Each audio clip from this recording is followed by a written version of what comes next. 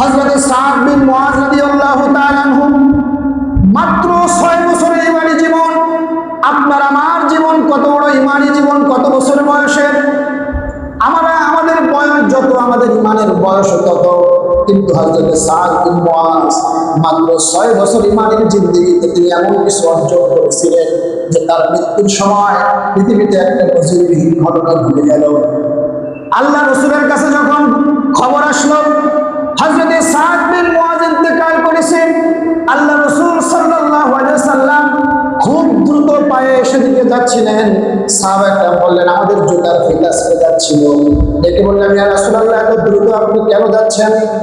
আল্লাহ রসুল ডেকে বললেন, সাহাবীরা, আমার আশঙ্কা হয় সাদের মৃত্যুর পরে আল্লাহ রাব্বুল আলামিন হযরত হানজালাকে যেভাবে আকাশে উঠে গোসল করিয়েছিলেন ফেরেশতাদেরকে দিয়ে, আমার মনে হয় সাদ বিন মুআজকেও আল্লাহ তাআলা ফেরেশতাদেরকে দিয়ে গোসলের ব্যবস্থা করাতে পারে। কিন্তু আমি রাসূল নিজের হাতে আমার সাদের গোসল আমি করাতে চাই, এজন্য আমি দ্রুত তার দিকে যাচ্ছিলাম। প্রিয় হাজিরিন, হযরত সাদ বিন মুআজ রাদিয়াল্লাহু তাআলা যেদিন ইন্তেকাল করলেন, আল্লাহ রাসূল বলেন আল্লাহ রাব্বুল আলামিনের আরশ আযীম সেদিন কেঁপেছিল। শুধু তাই নয়, ওয়া ফুতিহাত আবওয়াবুস সামা, আল্লাহ রাব্বুল আলামিন সাদের মৃত্যুর সম্মানে আল্লাহ তাআলা আকাশের সমস্ত দরজাগুলো আল্লাহ তাআলা সেদিন খুলে দিয়েছিলেন। শুধু তাই নয়, হযরত জিবরাইল আলাইহিস সালাম ৭০,০০০ রহমতের ফেরেশতা সহ হযরত সাদের জানাজা অংশগ্রহণ করেছেন। আল্লাহ রাসূল যখন জানাজায় ইমামতি করতেছিলেন, সাহাবায়ে কেরাম লক্ষ্য করলেন আল্লাহ রাসূল একবার ডানে যান, একবার বামে যান, আর একবার তার বৃদ্ধাঙ্গুলি পায়ের বৃদ্ধাঙ্গুলির উপরে ভর দিয়ে তিনি দাঁড়ান। আল্লাহ রাসূলকে প্রশ্ন করা হলো, ইয়া রাসূলুল্লাহ, আপনি নামাজের মধ্যে কেন করলেন? আল্লাহ রাসূল ডেকে বললেন, সাহাবীরা, আমার সাদ বিন মুআজ এতটা সম্মানিত, এতটা মর্যাদা আল্লাহর কাছ থেকে অর্জন করেছে। আল্লাহ তাআলা তার মৃত্যুতে ৭০,০০০ রহমতের ফেরেশতা পাঠিয়ে দিয়েছে। ফেরেশতারা এতটা আধিক্য ছিল যে আমি রাসূল ঠিকমতো দাঁড়ানোর জায়গা পাচ্ছিলাম না, এজন্য একবার ডানে যাচ্ছিলাম, একবার বামে যাচ্ছিলাম, আর একবার আমার বৃদ্ধাঙ্গুলির উপরে ভর করে আমি নামাজ আদায় করলাম। এরপর আল্লাহ রাসূল বললেন, তোমাদের ভাইকে কবরস্থ করো। হযরত সাদ বিন মুআজকে কবরে নামানো হলো।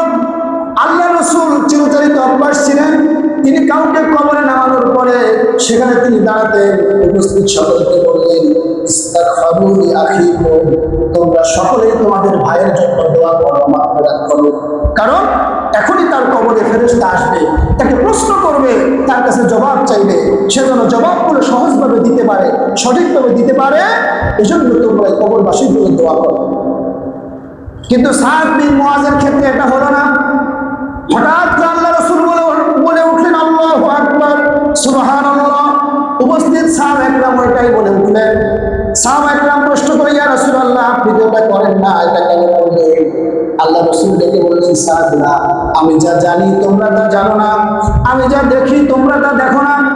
আমি দেখতেছিলাম আমার সাদ বিন মুআজকে যখন কবরে রেখে আসা হলো, কবরস্থ করা হলো, মাটিগুলো যখন দিয়ে দেওয়া হলো, আমি দেখতে পেলাম কবরের দুই দিকের মাটি আমার সাদের দিকে আস্তে আস্তে এগিয়ে আসতেছে। আমার সাদকে মৃদু একটা চাপ দিবে, মৃদু একটা চাপ দিবে। এই দৃশ্য দেখে আমি রাসূল নিজেকে আর ঠিক রাখতে পারি নাই, এজন্য আমি তাকবীর দিয়েছি, আল্লাহ রাব্বুল আলামিনের প্রশংসা আদায় করেছি। আমার এই তাকবীরের কারণে আল্লাহ রাব্বুল আলামিন এই কবরের মাটিগুলোকে দূরে সরিয়ে দিয়েছেন।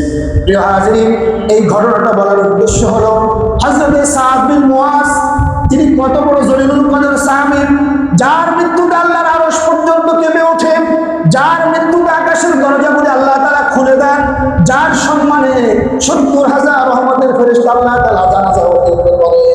তাহলে এমন সম্মানিত একজন মানুষ, একজন সাহাবী, তার কবরটাকে চাপ দিতে চায়।